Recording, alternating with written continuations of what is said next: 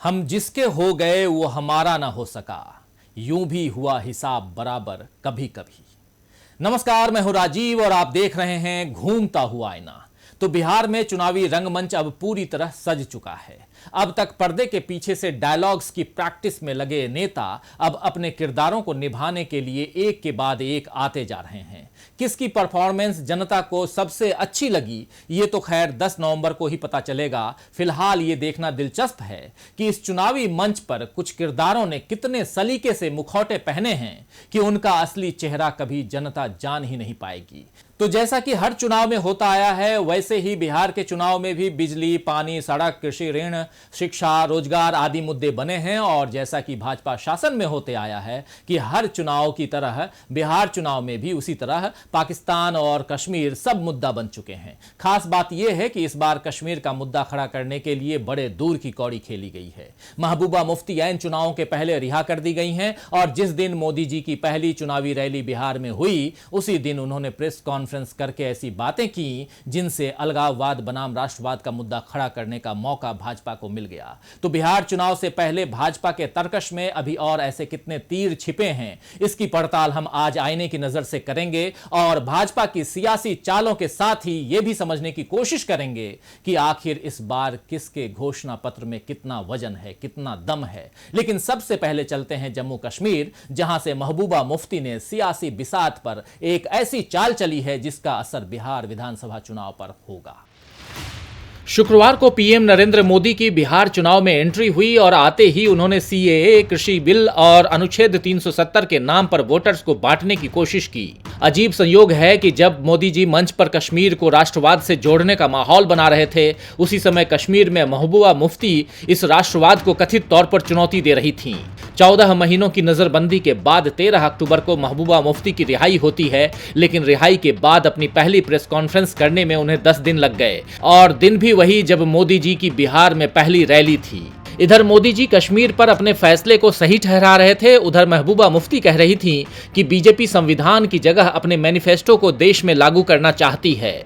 उन्होंने साफ कहा कि फारूक अब्दुल्ला की नेशनल कॉन्फ्रेंस और दूसरी छोटी पार्टियों के साथ बना राजनीतिक गठबंधन 5 अगस्त 2019 को कश्मीर के कानूनी और संवैधानिक अधिकारों के कब्जे के खिलाफ संघर्ष करता रहेगा।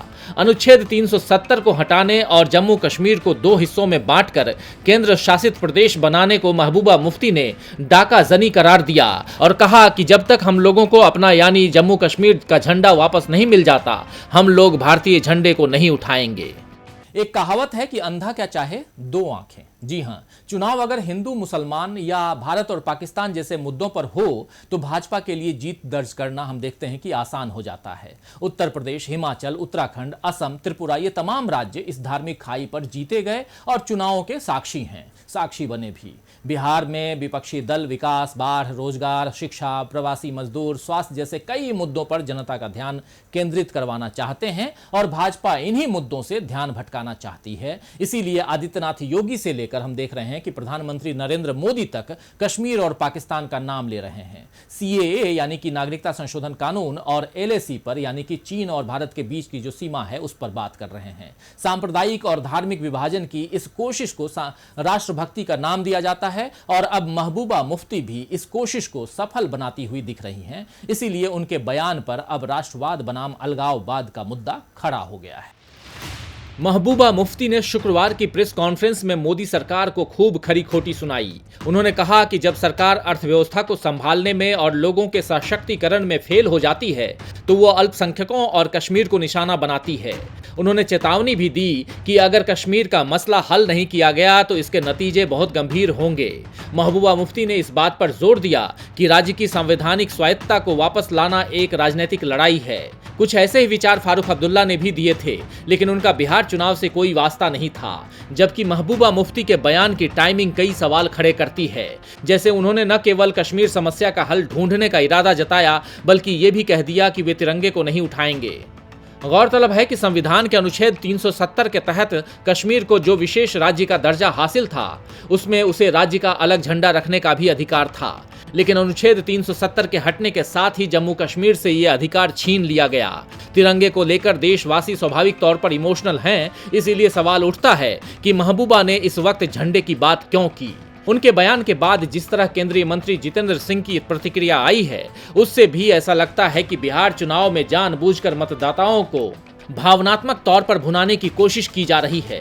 जितेंद्र सिंह ने कहा कि महबूबा मुफ्ती मुख्य धारा की राजनेता होने का दावा करती हैं, लेकिन उन्हें तिरंगा उठाने में परेशानी है।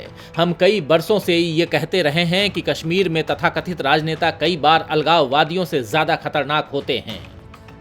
तो देखा आपने कि किस तरह अलगाववाद की बात उठाकर एक बार फिर जनता को भरमाने की कोशिश हो रही है कि अगर देश को मजबूत करना है तो भाजपा ही एकमात्र विकल्प है। वैसे भी मोदी जी ने भागलपुर की रैली में, आपको याद होगा, कि साफ कह दिया था कि जो लोग एनडीए विरोधी हैं वो देश विरोधी हैं। इस तरह के बयान से उन्होंने लोकतांत्रिक चुनाव प्रक्रिया को ही बेकार साबित करने की कोशिश की है। जनता को यह समझाने की कोशिश की गई है कि जो देशभक्त हैं उसे एनडीए को ही वोट देना चाहिए। यह तो वही बात हो गई कि जो हमारे साथ नहीं है वो हमारा दुश्मन है। लेकिन सवाल यह उठता है कि क्या लोकतंत्र में ऐसी जबरदस्ती सही है?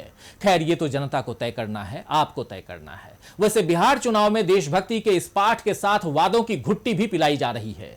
Bhajpa, JDU, RJD, Congress, LJP और रालोसपा, तमाम दलों ने एक से बढ़कर एक नाम वाले घोषणा पत्र बनाए हैं और इनमें ऐसे ऐसे वादे किए गए हैं मानो अब बिहार को देश का सर्वाधिक उन्नत राज्य बनाकर ही दम लेंगे। तो किसके घोषणा पत्र में कितना दम है, आइए ये देख लेते हैं इस रिपोर्ट में। बिहार चुनाव में बदलाव से लेकर वचन और प्रण जैसे नामों से इस बार घोषणा पत्र जारी हुए हैं। आरजेडी, कांग्रेस और वाम दलों के महागठबंधन ने नवरात्र के पहले दिन अपना घोषणा पत्र जारी किया, जिसे बदलाव के संकल्प पत्र का नाम दिया गया है। इसमें बिहार के बदलाव के लिए कहा गया है कि पहली कैबिनेट में 10 लाख नौजवानों को रोजगार मिलेगा। परीक्षा के लिए भरे जाने वाले आवेदन फॉर्म पर फीस माफ होगी।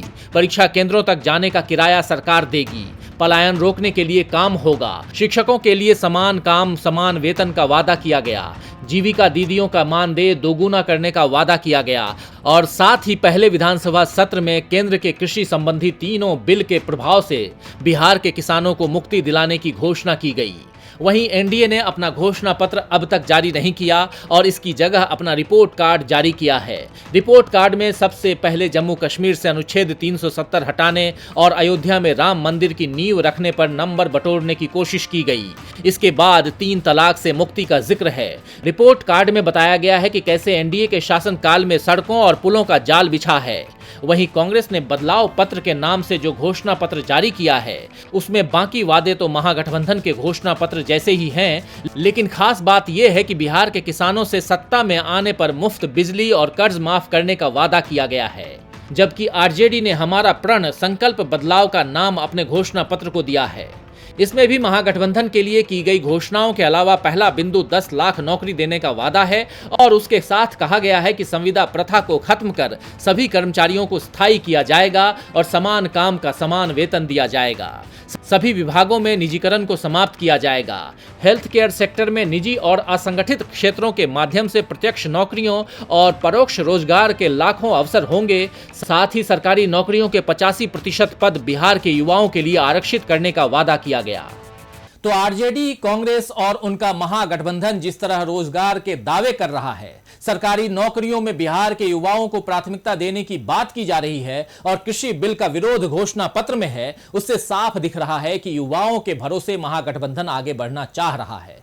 वैसे बिहार चुनाव में जिस तरह रोजगार देने के दावे किए जा रहे हैं, उसे देखकर लगता है कि अभी देश में बेरोजगारी का जो भयावह संकट है वो जल्द ही दूर हो जाएगा। महागठबंधन के अलावा भाजपा भी रोजगार के वादे कर रही है, जबकि अलग मोर्चे से खड़ी हुई रालोसपा बिहार के लोगों को 25 वचन दे रही है। एनडीए में बीजेपी की सहयोगी जेडीयू ने तो तेजस्वी के 10 लाख रोजगार पर सवाल उठाए कि इसके लिए पैसा कहां से आएगा, लेकिन खुद बीजेपी ने बिहार के लिए पहले विजन डॉक्यूमेंट में जो 11 संकल्प किए हैं, उसमें एक खास संकल्प 19 लाख रोजगार देने का भी है। इसके अलावा 1 करोड़ महिलाओं को आत्मनिर्भर बनाने का वादा है और मेडिकल और इंजीनियरिंग समेत सभी तकनीकी कोर्स को हिंदी भाषा में उपलब्ध कराने का इरादा भी है। यानी भाजपा भी युवाओं को लुभाने की कोशिश में है। इसके अलावा सबसे खास बात यह है कि भाजपा ने वादा किया है कि कोरोना वैक्सीन उपलब्ध होने पर हर बिहार वासी का मुफ्त में टीकाकरण होगा। इधर जेडीयू ने पूरे होते वादे अब है नए इरादे के नारे के साथ अपने घोषणा पत्र को जनता के सामने रखा है। इसमें भी युवा शक्ति के साथ बिहार के विकास की बात है और इसके अलावा स्वच्छ गांव, शहर, स्वास्थ्य सुविधा और सिंचाई आदि का उल्लेख है। लोजपा प्रमुख चिराग पासवान तो शुरू से बिहार फर्स्ट, बिहारी फर्स्ट की बात कह रहे हैं और डॉक्यूमेंट के तौर पर जारी अपने घोषणा पत्र में भी उन्होंने इसका उल्लेख किया है। सीता मैया का भव्य मंदिर और सभी महिलाओं को मुफ्त में बस यात्रा की सुविधा के साथ समान काम समान वेतन का वादा उन्होंने किया। रोजगार के मुद्दे पर वे भी पीछे नहीं रहे। उन्होंने कहा कि सभी विभागों के अनुमोदित और स्वीकृत पदों में शीघ्र बहाली होगी। साथ ही बिहार फर्स्ट, बिहारी फर्स्ट युवा आयोग के गठन का वादा भी उन्होंने किया है। राष्ट्रीय लोक समता पार्टी यानी रालोसपा भी युवाओं को लुभाने में पीछे नहीं है। पार्टी अध्यक्ष उपेंद्र कुशवाहा ने अपने घोषणा पत्र में पढ़ाई, दवाई, कमाई, सिंचाई, कार्रवाई और सुनवाई की तुकबंदी बिठाई है। साथ ही पटना का नाम बदलकर पाटलिपुत्र करने और बिहार में स्पोर्ट्स विश्वविद्यालय बनाने का भी वादा किया है। तो वचन, संकल्प, प्रण, बदलाव और विजन से भरे इन घोषणा पत्रों को देखकर अब यह कहा जा सकता है कि कागजों में ही सही लेकिन बिहार के विकास की तस्वीर अब खींच दी गई है। यह तस्वीर हकीकत में कैसे बदलेगी यह तो चुनाव लीला के खत्म होने के बाद ही पता चलेगा। फिलहाल देश में विकास की बदहाली की तस्वीर सामने आने लगी है। लॉकडाउन जैसे फैसलों से सरकार ने देश को घुटनों पर ला दिया। उसके बाद आत्मनिर्भर भारत यानी अपने पैरों पर खड़े होने का शिगुफा छोड़ दिया गया और रोज इसी निर्भरता की चालीसा का गान हो रहा है। लेकिन देश में जीडीपी से लेकर महंगाई तक का जो हाल है उससे पता चलता है कि पिछले 70 सालों में भारत जितना आगे गया था मोदी जी ने उसे पीछे खींचने में 6 साल भी नहीं लगाए। तभी तो देश में 2 वक्त की रोटी के लिए लोग तरस रहे हैं और देश का विकास ग्लोबल हंगर इंडेक्स में नजर आ रहा है। देश में जीडीपी पहले ही 23% का गोता लगा चुकी है। आरबीआई बार बार हालात बिगड़ने की चेतावनी दे रहा है। देशी विदेशी तमाम रेटिंग एजेंसियां कह रही हैं कि अभी भारत सरकार ने कोई ठोस कदम नहीं उठाए तो अर्थव्यवस्था बुरी तरह डूब जाएगी। अगर अभी लोगों की जेब में पैसे नहीं डाले गए तो विकास की सारी गतिविधियां ठप हो जाएंगी। इधर महंगाई बेतहाशा बढ़ रही है। पहले दूध, दही, फल, सब्जी, मांस, मछली खरीदना कठिन था। अब तो आलू, प्याज, टमाटर भी थाली से गायब होते जा रहे हैं। लेकिन मोदी सरकार शायद कानों में रुई ठूंस कर बैठी है जो उसे न किसी की चेतावनी सुनाई दे रही है, न नसीहत और न भूख से उठती कराह सुनाई पड़ रही है। हाल ही में ग्लोबल हंगर इंडेक्स जारी हुआ है जिसमें साफ दर्शाया गया है कि भारत भूख की गंभीर श्रेणी में है। 107 देशों की सूची में भारत 94वें नंबर पर है, जबकि हमारे पड़ोसी देशों में बांग्लादेश 75वें, म्यांमार 78वें, पाकिस्तान 28वें, नेपाल 73वें और श्रीलंका 64वें स्थान पर है। यानी जिन देशों का बड़ा भाई बनने की चाहत भारत की है उनके मुकाबले अपनी जनता का पेट भरने की क्षमता हमारी सरकार में कम है। विकास के तमाम दावों को मुंह चिढ़ाते हुए ये सच्चाई सामने आई है कि भारत की 14% आबादी कुपोषण की शिकार है। रिपोर्ट में कहा गया है कि 5 साल से कम उम्र के बच्चों की मृत्यु दर 3.7% थी। इसके अलावा ऐसे बच्चों की दर 37.4 थी जो कुपोषण के कारण नहीं बढ़ पाते हैं क्योंकि यहाँ की आबादी अधिक है। जानकारों का मानना है कि भारत की रैंकिंग में बदलाव के लिए उत्तर प्रदेश, बिहार और मध्य प्रदेश जैसे बड़े राज्यों में प्रदर्शन में सुधार की आवश्यकता है क्योंकि यहाँ की आबादी अधिक है। तो यह संयोग ही है कि इन तीनों राज्यों में भाजपा की सरकार है और अपनी सत्ता को बनाए रखने का लालच भी है। इन राज्यों में भाजपा हिंदू मुसलमान जैसे मुद्दों से ही जनता का पेट भरने में लगी है। हर हाथ को काम और हर थाली में रोटी की बात से अधिक कश्मीर और पाकिस्तान की फिक्र भाजपा को सता रही है। बिहार की चुनाव लीला में अब और न जाने कितने प्रहसन, कितने नाटक देखने बाकी हैं। खैर, चलते चलते शायर फना निजामी कानपुरी का एक शेर याद आता है कि तेरे वादों पे कहां तक मेरा दिल फरेब खाए, तेरे वादों पे कहां तक मेरा दिल फरेब खाए, कोई ऐसा कर बहाना मेरी आस टूट जाए। तो आज के लिए बस इतना ही, फिर मिलेंगे खबरों के नए आईने के साथ। तब तक देखते रहिए डीबी लाइव। नमस्कार। हमारे चैनल से जुड़े रहने के लिए YouTube पर टाइप करें डीबी लाइव, सब्सक्राइब बटन को क्लिक करें और बेल आइकन को दबाना ना भूलें ताकि खबरें आप तक पहुंचती रहें। देखते रहिए डीबी लाइव, क्योंकि यहां हैं खबरें लगातार।